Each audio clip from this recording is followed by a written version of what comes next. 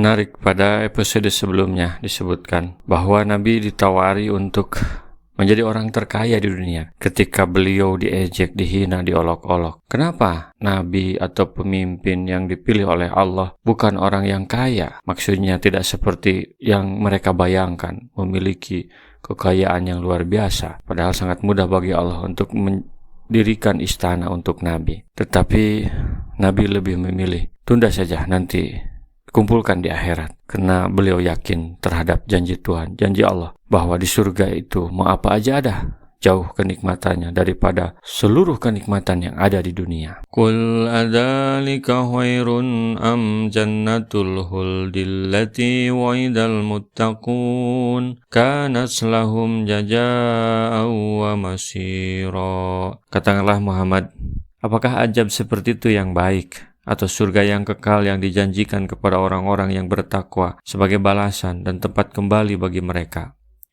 Allah berfirman, hai Muhammad, kisah yang telah aku paparkan kepadamu menyangkut keadaan orang-orang yang celaka, yaitu orang-orang yang diseret ke dalam neraka jahanam dengan muka di bawah. Maka neraka menyambut kedatangan mereka dengan suara gemuruh dan gelegaknya yang dahsyat, dan mereka dicampakkan ke tempat yang paling sempit dalam keadaan terbelenggu, sehingga mereka tidak dapat bergerak dan tidak dapat pertolongan serta tidak dapat berlepas dari azab yang mereka alami. Maka apakah azab seperti itu lebih baik, ataukah surga kekal yang telah dijanjikan oleh Allah buat hamba-hambanya yang bertakwa adalah lebih baik? Surga itu telah dijanjikan oleh Allah buat mereka dan dijadikan olehnya sebagai balasan serta tempat kembali mereka atas ketaatan mereka selama di dunia. Lahum fiha ma yasha'una khalidin kana ala rabbika wa'dam mas'ula. Bagi mereka segala yang mereka kehendaki ada di dalamnya, di surga. Mereka kekal di dalamnya. Itulah janji Tuhanmu yang pantas dimohonkannya kepadanya. Semua kesenangan berupa makanan, minuman, pakaian, tempat tinggal, kendaraan, dan pemandangan-pemandangan yang belum pernah dilihat oleh mata, belum pernah terdengar oleh telinga, belum pernah terdetik di hati seorang pun. Selain dari itu mereka tinggal kekal di dalamnya untuk selama-lamanya, tanpa terputus, tanpa habis-habisnya, dan tanpa sirna. Mereka sama sekali tidak mau pindah darinya. Ini merupakan janji Allah yang memberikan kemurahan dan kebaikannya kepada mereka. Wa yawma yahsuruhum wa ma ya'buduna min dunillahi fayaqulu antum adlaltum ibadi haula antum adlaltum ibadi haulai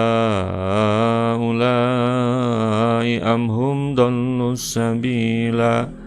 Dan ingatlah pada hari ketika Allah mengumpulkan mereka bersama apa yang mereka sembah selain Allah. Lalu dia berfirman kepada yang disembah, apakah kamu yang menyesatkan hamba-hambaku itu? Atau mereka sendirikah yang sesat dari jalan yang benar? Kenapa mereka menolak Al-Quran? Di antaranya karena mereka mengikuti para gurunya, para pemimpinnya, atau ajaran nenek moyangnya, atau kepercayaan terhadap berhala-berhala dan Tuhan-Tuhan selain Allah. Mereka tidak mau disalahkan. Mereka beralasan dan menyalahkan Tuhan yang mereka ikuti itu. Maka pada saat itu yang mereka ikuti dikumpulkan dengan mereka.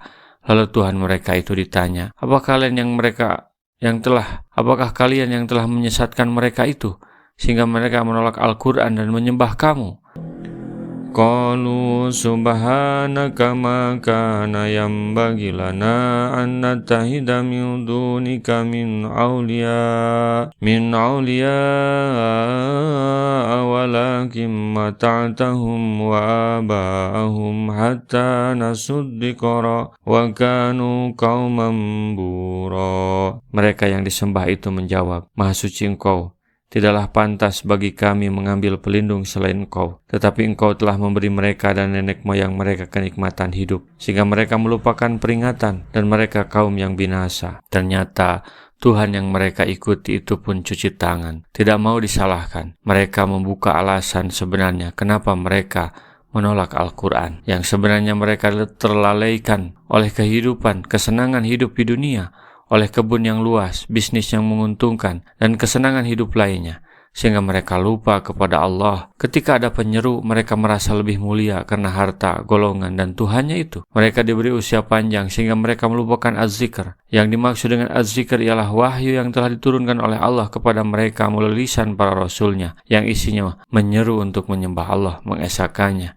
tiada sekutu baginya. Ibnu Abbas mengatakan makna buro ialah binasa. Faqad kadzabukum bima taquluna fama tastati'una sarfan wala nasra wa man yadlim minkum nudhiqhu adzaban kabira. Maka sungguh mereka yang disembah itu telah mengingkari apa yang kamu katakan. Maka kamu tidak akan dapat menolak azab dan tidak dapat pula menolong dirimu. Dan barang siapa di antara kamu berbuat zalim, niscaya kami timpakan kepadanya rasa azab yang besar. Rugilah mereka yang menolak Al-Quran itu, karena tidak bisa membebankan penentangan dan pendustaan agamanya kepada orang lain, bahkan kepada pemimpin yang mereka ikuti ketika di dunia. Tuhan mereka itu berlepas tangan atas kesesatan mereka, sehingga saat itu mereka tidak bisa lari dari siksa Allah. Dan siapakah yang lebih sesat daripada orang yang menyembah sembahan-sembahan selain Allah, yang tidak dapat memperkenankan doanya sampai hari kiamat, dan mereka lalai dari memperhatikan doa mereka. Dan apabila manusia dikumpulkan pada hari kiamat, niscaya sembahan-sembahan itu menjadi musuh mereka dan mengingkari pemujaan-pemujaan mereka. Quran Surat Al-Ahqaf ayat 5-6. Demikianlah kenyataan orang-orang yang mengejek dan mengolok Nabi dan para petugas dakwah nanti di akhirat. Begitu mengenaskan dan hina. Wa ma arsalna qablaka minal mursalina illa innahum la yakuluna at-ta'am wa yamsuna fil aswaq wa ja'alna ba'dakum li ba'din fitnah atasbiruna wa kana rabbuka basira. Dan kami tidak mengutus rasul-rasul sebelummu Muhammad, melainkan mereka pasti memakan makanan dan berjalan di pasar-pasar, dan kami jadikan sebagian kamu sebagai cobaan bagi sebagian yang lain. Maukah kamu bersabar? Dan Tuhanmu maha melihat. Oleh karena itu sikap sinis dan nyinyir mereka terhadap Al-Quran dan para petugasnya janganlah dijadikan beban fikiran. Inilah hiburan dari Allah untuk Nabi, bahwa para Nabi sebelum beliau pun dituduh dan diejek dengan hal yang sama. Nabi sebelum beliau pun makan dan berjalan-jalan di pasar, sehingga ejekan mereka tidak perlu dijadikan alasan untuk berhenti berdakwah. Teruslah berdakwah. Kehadiran mereka adalah ujian untuk para petugas dakwah. Itulah ketentuan dan ukuran Allah. Pada hakikatnya ketika mereka menyerah dan mengejek para petugas dakwah, sama saja mengejek dan menyerang Allah yang memberikan tugas. Tenang saja, maukah kalian bersabar? Sebentar saja, Allah bersama kalian. Allah melihat dan mengetahui permasalahan kalian. Muhammad Ibnu Ishaq telah mengatakan sehubungan dengan makna firman Allah, dan kami jadikan sebagian kalian cobaan bagi sebagian yang lain. Maukah kalian bersabar? Seakan-akan Allah berfirman, seandainya aku menghendaki dunia ini aku jadikan bersama para rasulku agar mereka tidak ditentang, tentulah aku dapat melakukannya.